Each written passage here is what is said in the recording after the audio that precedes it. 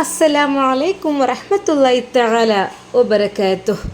തൻ്റെ ഭാര്യയുടെ ആഗ്രഹം എന്തായിരിക്കും? അതാണ് അറബി വിചാരിക്കുന്നത്. ഒരിക്കൽ കൂടി തൻ്റെ ഭാര്യയെ വിളിച്ചുകൊണ്ട് പറയുന്നു.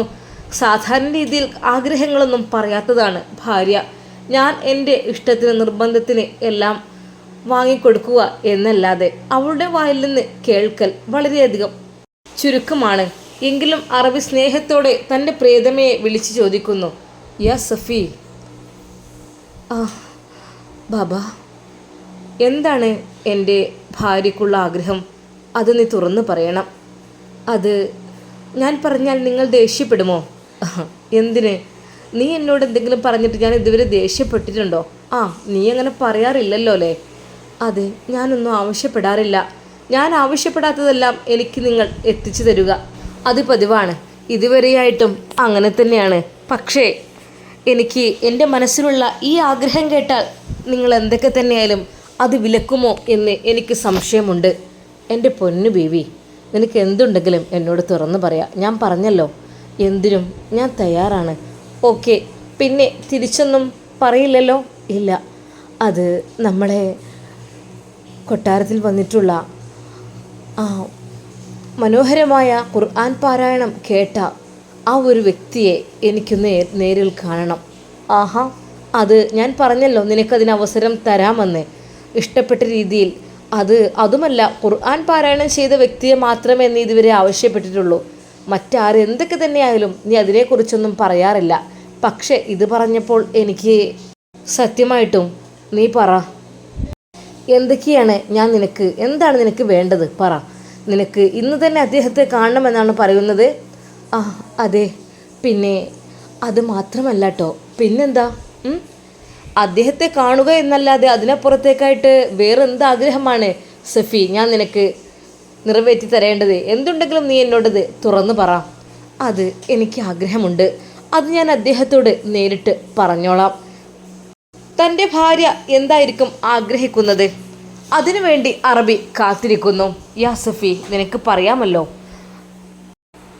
ഷെഫി ഉസ്താദിനെ കാണണമെന്നുള്ള അതിയായ ആഗ്രഹം അതാ ബീവിയുടെ മനസ്സിൽ വല്ലാതെ അങ്ങ് മുളച്ചു പൊന്തിയിരിക്കുന്നു. കാര്യം സുലൈഖയും അറിഞ്ഞു.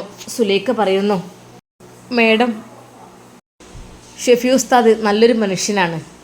അദ്ദേഹം നല്ല ഈമാനുള്ളൊരു മനുഷ്യനാണ്. അദ്ദേഹത്തെ കാണാൻ കിട്ടുക എന്നാൽ തന്നെ അത് വലിയൊരു ഭാഗ്യവുമാണ്. എന്തൊക്കെ തന്നെയാലും ഷെഫി ഉസ്താദ് ഇവിടെ തന്നെ ഉണ്ടല്ലോ, നമ്മളുടെ ജോലിക്കാരനായിട്ട്. യാ സുലേഖ, എൻ്റെ മനസ്സിലുള്ള ആഗ്രഹം അത് എനിക്ക് എൻ്റെ ഭർത്താവായാൽ കൂടി ഭയമുണ്ട് ആ ഒരു കാര്യത്തിൽ. മേഡം എന്താണ് ഉദ്ദേശിക്കുന്നത്? നിങ്ങൾക്ക് എന്ത് വേണമെങ്കിലും ആവാലോ. കാരണം ഇതിലുള്ളതുമെല്ലാം നിങ്ങളുടെയോ നിങ്ങളുടെ ഭർത്താവിൻ്റേതുമാണ്. അതുകൊണ്ട് തന്നെ നിങ്ങൾക്ക് ഇഷ്ടമുള്ളതെല്ലാം നിങ്ങൾക്ക് തീരുമാനിക്കാം. എന്തായിരിക്കും ബീവി ഉദ്ദേശിക്കുന്നത്? തൻ്റെ മനസ്സിൽ തോന്നിയ ആ ഒരു ആഗ്രഹം തൻ്റെ പ്രിയപ്പെട്ട ഭർത്താവിനോട് തുറന്നു പറഞ്ഞിട്ടില്ല. എൻ്റെ തോഴിയായ സുലേഖയോടും ഞാൻ തുറന്നു പറഞ്ഞിട്ടില്ല. ബീവിയുടെ മനസ്സിലുള്ള അതിയായ ആഗ്രഹം അത് ഷെഫി ഉസ്താദിൻ്റെ ആ ഒരു ഖുർആൻ പാരായണം കേട്ടത് മുതലാണ്. ആ രാത്രിയിൽ അതാ ഭർത്താവിനോടത്ത് കിടക്കുന്ന ബീവി പറയുന്നു, യാ ബാബ. പറയൂ, നീ പറയാനുള്ളത് എന്നോട് പറഞ്ഞില്ല. ഷെഫി ഉസ്താദിൻ്റെ ഖുർആൻ പാരായണം കേട്ടത് മുതൽ നിൻ്റെ മനസ്സിലൊരു ആഗ്രഹം ഉണ്ടെന്ന് പറഞ്ഞു. അതിതുവരെ പറഞ്ഞിട്ടില്ല. എന്നാൽ ഇതിനെക്കുറിച്ച് കേട്ടപ്പോൾ നേരത്തെ സുലൈഖ എന്ന ആ ഒരു ഫിലിപ്പൈൻസ് പെണ്ണ് ഒരു നിമിഷം ചിന്തിച്ചു പോയി.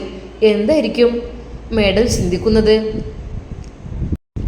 ഒരു പുരുഷൻ്റെ ഖുർആൻ പാരായണം കേട്ട് ആസ്വദിച്ച് മതിമറന്ന് അതിൽ എന്തെങ്കിലുമൊക്കെ ചിന്ത, അങ്ങനെ വരാൻ വഴിയില്ല.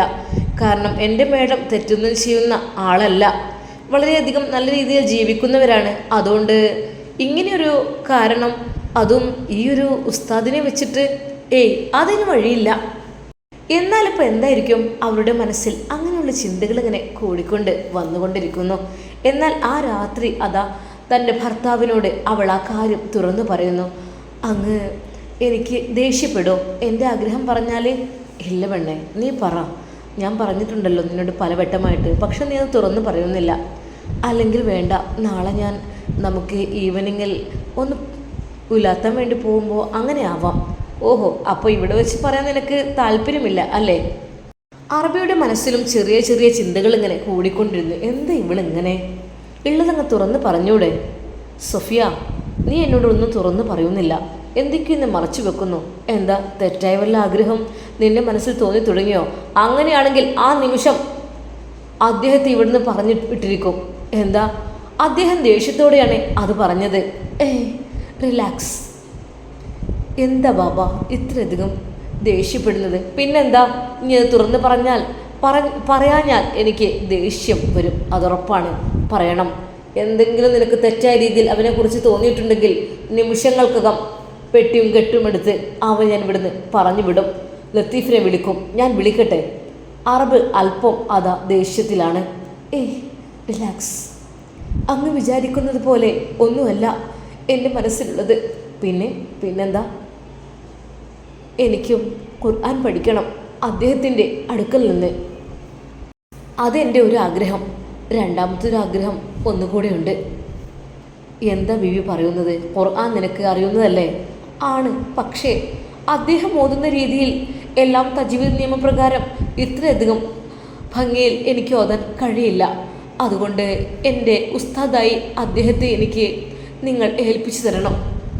അറബി തെല്ലൊന്ന് പുഞ്ചിരിച്ചു കൊണ്ട് പറഞ്ഞു. യാ സഫിയ, എന്താ നീ പറയുന്നത്? ഒരു അറബിച്ചി പെണ്ണായ നിന്നെ മലയാളിയായ അവൻ ഖുർആൻ പഠിപ്പിക്കുക എന്നൊക്കെ പറഞ്ഞാൽ നീ എന്താ ഈ പറയുന്നത്? അതിനർത്ഥം എന്താ? അതെ, അത് അറബി എന്നോ മലയാളി എന്നോ നീഗ്രോ എന്നോ അങ്ങനെയൊന്നും ഇല്ല. അത് ഏറ്റവും കൂടുതൽ ഖുർആൻ പാരായണം ചെയ്യുന്ന വ്യക്തി, അതായത് അത്രക്കും വൃത്തിയോടും ഭംഗിയോടും ഖുർആൻ പാരായണം ചെയ്യുന്ന വ്യക്തി അള്ളാഹുവിൻ്റെ അടുക്കൽ ഏറ്റവും ഇഷ്ടമുള്ളവരായിരിക്കും ബാബ. അതുകൊണ്ട് അദ്ദേഹത്തിനോട് എനിക്കൊന്ന്. നിൻ്റെ ആഗ്രഹം അതായിരുന്നു അല്ലേ? ബിവി, എന്നോട് പൊറുക്കണം. ഞാൻ നിന്നെ ഒരുപാട് തെറ്റിദ്ധരിച്ചു കഴിഞ്ഞു. നിൻ്റെ ഉസ്താദാവാൻ യോഗ്യത അത് അവൻക്കുണ്ടോ എന്നറിയില്ല. തീർച്ചയായും ഉണ്ട് ബാബ.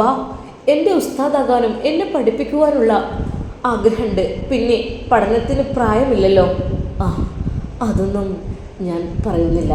പഠിക്കാം എപ്പോഴും. പിന്നെ ചൈനയിൽ പോയിട്ടെങ്കിലും അറിവ് നേടുക എന്നത് മുത്ത് ഹബീബ് സല്ലല്ലാഹു അലൈഹി വസല്ലമയുടെ വാക്കുകളാണ്. അതുകൊണ്ട് എൻ്റെ ബേബിക്ക് അത് താല്പര്യമാണെങ്കിൽ അത് ഓക്കെ. എന്നാൽ ഞാൻ അത് നിങ്ങൾ പറയോ? അപ്പോൾ നിനക്ക് അവനെ കാണണ്ടേ? എന്തായാലും വേണ്ടില്ല, ഈ കാര്യം കൂടി ഒന്ന് സൂചിപ്പിക്കണം. അത് ഞാൻ ആഗ്രഹിച്ചിരുന്നു. കുഴപ്പമില്ല, തൽക്കാലം ഞാനും നീയും പോകണ്ട. അവനുമായി കൂടുതൽ സംഭാഷണങ്ങൾ ഉള്ളത് നമ്മുടെ സുലേഖയാണ്. സുലേഖയെ വിളിച്ച് കാര്യം പറയാം. പിറ്റേന്ന് തന്നെ രാവിലെ തന്നെ സുലേഖയെ അറബി വിളിപ്പിക്കുന്നു. യജമാനൻ്റെ മുമ്പിലേക്ക് കുറച്ച് ഭയത്തോടെയാണ് സുലേഖ വന്നത്. കാരണം യജമാൻ എന്ന് പറഞ്ഞാൽ അത്രയധികം സോഫ്റ്റായി പെരുമാറുന്ന ആൾ എന്നല്ല, കുറച്ച് സ്ട്രിക്റ്റുമാണ്. എന്നാൽ അത്യാവശ്യം കുഴപ്പമില്ലാത്ത എങ്കിലും ബഹുമാനം അതുണ്ടാവും ചെയ്യും. ബഹുമാനത്തോടെ ഭയത്തോടെ അവൾ അങ്ങോട്ട് കടന്നു വരുന്നു. ഒരു നിമിഷം അവൾ പലതും ചിന്തിച്ചു. റബ്ബേ, എൻ്റെ ഭാഗത്ത് നിന്ന് എന്തെങ്കിലും തെറ്റുകൾ വന്നു പോയിട്ടുണ്ടോ? എനിക്കറിയുന്നില്ല. അല്ലാഹ്, എൻ്റെ ഭാഗത്തുനിന്ന് അറിഞ്ഞുകൊണ്ട് ഞാനൊരു തെറ്റും ചെയ്തിട്ടില്ല. തെറ്റ് ചെയ്യുന്ന ആളുകൾ ഇഷ്ടം പോലെ ഉണ്ടെന്ന് പറയാം അറബി വീടുകളിൽ. അത് അറബി ആയാലും വീട്ടിൽ ജോലിക്കുള്ള ആളുകൾക്ക് ആയാലും. പക്ഷേ ഞാൻ തെറ്റൊന്നും ചെയ്തിട്ടില്ല. ഉസ്താദിനോട് തന്നെ വളരെയധികം സൂക്ഷ്മതയോട് കൂടിയേ ഞാൻ പെരുമാറിയിട്ടുള്ളൂ. അദ്ദേഹം എന്നോട് അങ്ങനെ തന്നെ. പക്ഷേ തന്നെ വിളിപ്പിച്ചിരിക്കുന്നു. എന്തിനായിരിക്കും? അറബി തന്നെ പറഞ്ഞു വിടുമോ എന്നുള്ള കാര്യത്തിൽ അവൾ അത്യധികം ഭയന്നു. സുബഹിൻ്റെ ശേഷം മുതൽ തന്നെ റൂമിലേക്ക് ആ കോൾ വന്നപ്പോഴാണ് ഇത്ര നേരത്തെ എന്തായിരിക്കും അറബി എന്നെ വിളിച്ചത് എന്ന് തോന്നിപ്പോയി. അങ്ങനെയാണ് സുലേഖ, നീ ഒന്ന് ഇവിടെ വരെ വരണം എന്ന് പറഞ്ഞ് വന്നത്. ശരിക്കും പറഞ്ഞാൽ അറബിയുടെ ആ ഒരു വീടിൻ്റെ ആ ഹാളിലേക്ക് പ്രവേശിക്കുന്നതിന് മുമ്പായിട്ട് അവൾക്ക് തെല്ല് ഭയമുണ്ടായിരുന്നു. ആ കാര്യത്തിൽ വിശാലമായ ആ ഒരു സിറ്റിംഗ് റൂമിൽ അറബി ഇരിക്കുന്നുണ്ട്, ഭാര്യയും. സുലേഖ ഭയത്തോടെ അങ്ങോട്ട് കയറി വരൂ സുലേഖ, ഇരിക്കൂ. അവൾ ഇരിക്കുവാൻ മടിച്ചു. പഠിച്ചോനെ, ഇവരുടെ മുമ്പിലൊക്കെ ഞാൻ ഇരിക്കുക എന്നൊക്കെ പറഞ്ഞു. സുലേഖ ഇരുന്നോളൂ, എന്താ കുഴപ്പമില്ല. സുലേഖ അവൾ പ്രതീക്ഷയോടെ അറബിയുടെ മുഖത്തേക്ക് നോക്കി. നിനക്ക് ഷഫീഖിനെ കുറിച്ച് എന്തറിയാം? അവൾ ഒരു നിമിഷം ഞെട്ടിത്തെറിച്ചു. റബ്ബേ, പഠിച്ചോനെ, അല്ലാ, ഞാൻ... അവളാകെ ഭയന്ന് വിയർത്ത് കുളിച്ചു. എ സി ആയിട്ട് പോലും അത്യധികം വിയർക്കുന്ന അവളെ അറബിയും അതാ സഫിയ അറബിച്ചിയും ശ്രദ്ധിക്കുന്നു. എന്തു പറ്റി? എന്തിനങ്ങനെ വിയർക്കുന്നത്? ഷഫീഖിനെ കുറിച്ച് എന്തറിയാമെന്ന് ചോദിച്ചില്ലേ? നിനക്കെന്താ ഇത്രയധികം ടെൻഷൻ? പറയൂ, നിനക്ക് എന്തറിയാം? എനിക്ക്... അവൾക്ക് ഭയന്നിട്ട് പറയുവാൻ കഴിയുന്നില്ലായിരുന്നില്ല. കാരണം തൻ്റെ കൂട്ടുകാരി ഇതുപോലെ ഒരു അറബിക് വീട്ടിലാണ് നിന്നിരുന്നത്. അവൾ അതാണ് അപ്പോഴോർത്തത്. തൻ്റെ കൂട്ടുകാരി അറബിക് ഹൗസിൽ നിന്നു മലയാളിയായ ഒരു യുവാവ്. അദ്ദേഹവും അറബി വീട്ടിൽ ജോലിക്കും ഡ്രൈവറായും ഒക്കെ ഉണ്ടായിരുന്നു. ഭക്ഷണം ഉണ്ടാക്കുവാനും ക്ലീൻ ചെയ്യുവാനും ഒക്കെ ഫിലിപ്പീൻസ് പെണ്ണ്. അതെ, എൻ്റെ കൂട്ടുകാരി ത്വാഹിറ. മലയാളിയായ യുവാവ് അത് ഫിലിപ്പീൻസ് പെണ്ണിനോട് കൂടുതലായിട്ട് അവിടുന്ന് അവർക്ക് അടുപ്പം തോന്നി. എന്താണെന്നറിയില്ല. ഭർത്താവും മക്കളുമുള്ള അവൾ, ഭാര്യയും കുട്ടികളുമുള്ള അവൻ. എന്താണെന്നറിയില്ല, അവരുടെ ആ ഒരു ഒറ്റപ്പെട്ട ജീവിതത്തെ കൂടുതൽ സന്തോഷകരമാക്കാൻ അവർ ശ്രമിച്ചെന്ന് തോന്നുന്നു. ആദ്യമൊക്കെ ചെറിയ രീതിയിൽ ഒരു അടുപ്പമായി, സംസാരിക്കലായി. പിന്നീട് അങ്ങോട്ട് അവർക്ക് ഒരുപാട് അങ്ങ് ഇഷ്ടമായി. അവർക്ക് അവരുടെ ജീവിതത്തെ, തൻ്റെ ഭർത്താവിൻ്റെ മക്കളെ, ഭാര്യയെ, മക്കളെ എല്ലാവരെയും മറക്കുന്ന ഒരു സിറ്റുവേഷനിൽ അവരെത്തിപ്പെട്ടു. അതായത് അവിടെ ഒറ്റക്കാണ്, വർഷങ്ങളോളം ജോലി ചെയ്യാണ് നാടിനും വീട്ടുകാർക്കും വേണ്ടിയിട്ട്. ആ ഒരവസ്ഥയിൽ ശരിക്കും ആശ്വാസമായിരുന്നു ത്വാഹിറക്ക്. അവൻ കടയിലേക്ക് പോകുമ്പോഴും എല്ലായ്പ്പോഴും അവൻ്റെ കൂടെ പോകും. സാധനങ്ങളൊക്കെ അവളും അവനും കൂടി തന്നെ പർച്ചേസ് ചെയ്ത് കൊണ്ടുവരും. അതിനിടയിൽ പല പല സ്ഥലങ്ങളിലേക്കും അവർ പോകും. ലീവുള്ള ദിവസങ്ങൾ ഡ്രസ്സ് എടുക്കാനാണ് എന്നൊക്കെ പറഞ്ഞ് അവൾ അവൻ്റെ കൂടെ പോകും. അങ്ങനെ അവരങ്ങ് ഒന്നായി തീർന്ന പോലെയായി. രണ്ടുപേരും വളരെയധികം ഫ്രണ്ട്ഷിപ്പ് വിട്ട് അതിന് കവിഞ്ഞ് അവർ വിവാഹം എന്നുള്ള ഒരു രീതിയിലേക്ക്, അതും ഭർത്താവും കുട്ടികളുമുള്ള അവള്, ഭാര്യയും മക്കളുമുള്ള അവന്, അവർ രണ്ടുപേർക്കും ഒന്നിക്കണം എന്നുള്ള അതിയായ ആഗ്രഹം അത്യധികം അവരുടെ മനസ്സിനെ കൂടുതൽ അടുപ്പിച്ചു. കാരണം മറ്റൊന്നുമല്ല, അവർ രണ്ടുപേരും പോകുന്നത് ഒരേ വാഹനത്തിൽ. തൊട്ടടുത്തായിട്ട് റൂമ്, സംസാരം, കാര്യങ്ങൾ, ഭക്ഷണം കൊണ്ടുപോയി കൊടുക്കൽ, എല്ലാം ഒരു ഭാര്യയും ഭർത്താവും എങ്ങനെ കഴിയുന്നു അതുപോലെയായിപ്പോയി അവരുടെ ജീവിതം. അവർക്ക് പിരിയാൻ പറ്റാതെയായി. പക്ഷേ പിന്നീടൊരിക്കൽ ഇത് അവൾക്ക് എന്തൊക്കെയോ ബുദ്ധിമുട്ട് അനുഭവപ്പെടുന്നു, എന്തൊക്കെയോ അസ്വസ്ഥത. അവൾക്ക് ജോലി ചെയ്യാൻ കഴിയുന്നില്ല. ആകെ തളർന്നു പോകുന്ന അവസ്ഥ. അവളാകെ ഭയപ്പെടുന്നു. എനിക്ക് എൻ്റെ ഭർത്താവും മക്കളുമുണ്ട്, അയാൾക്കാണെങ്കിൽ ഭാര്യയും മക്കളും. പക്ഷേ ആണുങ്ങൾക്ക് എത്രയായാലും പ്രശ്നം വരില്ല, പെണ്ണുങ്ങൾക്ക് അതൊരു ബുദ്ധിമുട്ടായിരിക്കും. എന്നാൽ അതിനിടയ്ക്ക് അത് സംഭവിച്ചിരുന്നു. അവൾ അയാളുടെ കുഞ്ഞിനെ ഗർഭം ചുമന്നിരുന്നു. അറബി വീട്ടുകാർക്ക് അത് ഏറെക്കുറെ മനസ്സിലായി തുടങ്ങി. എന്ത് ചെയ്യണമെന്നറിയാതെ ഇവരും. അത് അറബ് നാട്ടിൽ പ്രത്യേകിച്ച് അങ്ങനെയുള്ള തെറ്റായ നിയമങ്ങൾ, അതായത് കുഞ്ഞിനെ നശിപ്പിക്കുക അങ്ങനെയുള്ളതൊന്നും ഇല്ലാത്തത് കൊണ്ട് തന്നെ അവർക്ക് ഒന്നും ചെയ്യാൻ പറ്റാത്ത സ്ഥിതിയായിപ്പോയി. ഏറെക്കുറെ കാര്യങ്ങളെല്ലാം അറബിയും അറബിച്ചിയുമെല്ലാം അറിയുന്നു. ശരിക്കും ഞെട്ടിപ്പിക്കുന്ന രീതിയിൽ അവർ ആ സത്യങ്ങൾ തിരിച്ചറിയുമ്പോൾ അവിടെ ആ വീട്ടിൽ ശക്തമായ തെറ്റ് നടന്നിരിക്കുന്നു എന്നുള്ള കാര്യം അവർക്ക് ബോധ്യപ്പെട്ടു. പഠിച്ചോനെ, നമ്മൾ വീട്ടിൽ വെച്ച് വൻ പാപങ്ങൾ ചെയ്യുവാൻ നമ്മൾ അവസരം കൊടുത്തു കഴിഞ്ഞു. നമ്മൾ ശ്രദ്ധിച്ചില്ല ഒന്നും. അവരെ എറിഞ്ഞു കൊല്ലുകയാണ് വേണ്ടത്, നാട് കടത്തണം.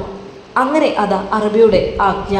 തൻ്റെ കൂട്ടുകാരിയായ ത്വാഹിറ എന്ത് ചെയ്യണമെന്നറിയാതെ അവളാകെ ടെൻഷനാകുന്നു. എന്ത് ചെയ്യണമെന്നറിയുന്നില്ല.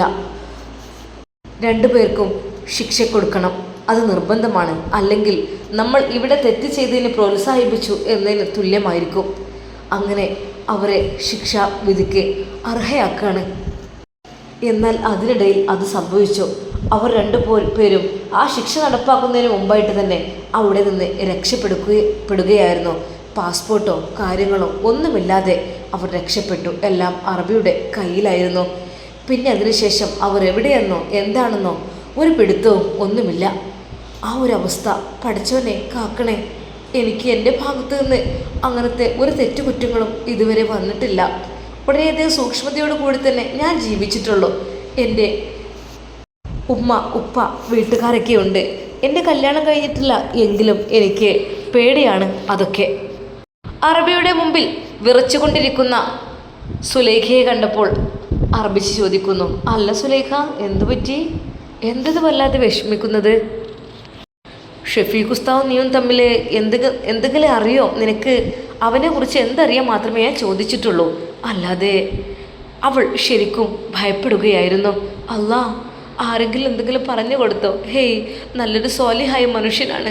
അയാളുടെ ഭാഗത്തുനിന്നൊരു തെറ്റും എൻ്റെ ഭാഗത്തുനിന്നൊന്നും ഇതുവരെ ഉണ്ടായിട്ടില്ല. വളരെയധികം സൂക്ഷ്മതയോട് കൂടി തന്നെ റബ്ബേ ഞാൻ ജീവിച്ചിട്ടുള്ളൂ. സുലൈഖ ഭയന്ന് വിറച്ചു. എന്നാൽ ആശ്വാസത്തോടെ അറബി പറഞ്ഞു, സുലൈഖ, നിന്നോട് ചോദിച്ചത് മറ്റൊന്നുമല്ല. ഷെഫി ഉസ്താദിൻ്റെ ക്യാരക്ടറും കാര്യങ്ങളും നിന്നോട് എങ്ങനെയാണ് എന്നാണ് ചോദിക്കാൻ ഉദ്ദേശിച്ചത്. അല്ലാ, അദ്ദേഹം പഠിച്ചോനെ, അദ്ദേഹം വളരെ നല്ലൊരു മനുഷ്യനാണ്. ശരിക്കൊന്നും മുഖത്ത് പോലും നോക്കില്ല. എന്തെങ്കിലും കൊടുത്താൽ തന്നെ സൂക്ഷ്മതയോടെ, അതും കൈകൾ പോലും തട്ടാതെ അത്ര ശ്രദ്ധിച്ചിട്ടാണ് അദ്ദേഹത്തിൻ്റെ പെരുമാറ്റം കാര്യങ്ങളൊക്കെ. ആണല്ലേ, മാഷാ. അത് കേട്ടപ്പോൾ അറബിച്ചിക്കും സന്തോഷമാവുകയാണ് ചെയ്തത്. എങ്ങനെയെങ്കിലും എനിക്ക് അദ്ദേഹത്തിൻ്റെ അടുക്കൽ നിന്ന് ഖുർആൻ പഠിക്കണം എന്നുള്ള ആ ഒരു ആഗ്രഹം അറബിച്ചിയിൽ കൂടുതൽ ഉണ്ടായിക്കൊണ്ടിരുന്നു. പക്ഷേ ഷെഫി ഉസ്താദിന് അതിന് താല്പര്യമുണ്ടോ എന്നുകൂടി ചോദിക്കണം. അറബി പറഞ്ഞു, സഫി, നിൻ്റെ ആഗ്രഹം നീ പറഞ്ഞു, ഓക്കെ, ഖുർആൻ ശരിയായ രീതിയിൽ പഠിക്കണം എന്നുള്ളത്. പക്ഷേ ആ ഒരു ഷെഫീഖ് എന്ന് പേരുള്ള ആ ഒരു മുഅല്ലിമിന് അത് നിന്നെ ക്ലാസ് എടുക്കലേ നടക്കുമോ, അതിന് അനുവദനീയമാണോ എന്നുകൂടി ചോദിച്ചിട്ട് കാര്യങ്ങൾ നടക്കുള്ളൂ കേട്ടോ. അത് കേട്ടപ്പോൾ സഫിയ ബീവിയുടെ മനസ്സ് വല്ലാതിങ്ങ് വേദനിച്ചു. അവരുടെ മുഖം വാടി. ആഹാ, എന്താ അത്രമാത്രം ടെൻഷനാവാനെ? അറബി അവളെ ആശ്വസിപ്പിച്ചു. നമുക്ക് ചോദിച്ചു നോക്കാം അദ്ദേഹത്തോട്. അദ്ദേഹം ഓക്കെ ആണെങ്കിൽ ഇൻഷാ അല്ലാഹ് ക്ലാസ് ഇന്ന് തന്നെ തുടങ്ങാം. എന്താ? അറബിച്ചി പറയുന്നു. ബാബ സമ്മതിച്ചില്ലെങ്കിൽ എന്താ നമുക്ക് ചോദിച്ചു നോക്കാം. ഇൻഷാ അല്ലാഹ് ഷെഫി ഉസ്താദിനോട് അറബി അത് ചോദിക്കുമ്പോൾ എന്തായിരിക്കും ഷെഫി ഉസ്താദിൻ്റെ മറുപടി? നമുക്ക് കാത്തിരുന്ന് കാണാം. അതുവരേക്കും എല്ലാവർക്കും അസ്സലാമു അലൈക്കും വറഹ്മത്തുള്ളാഹി.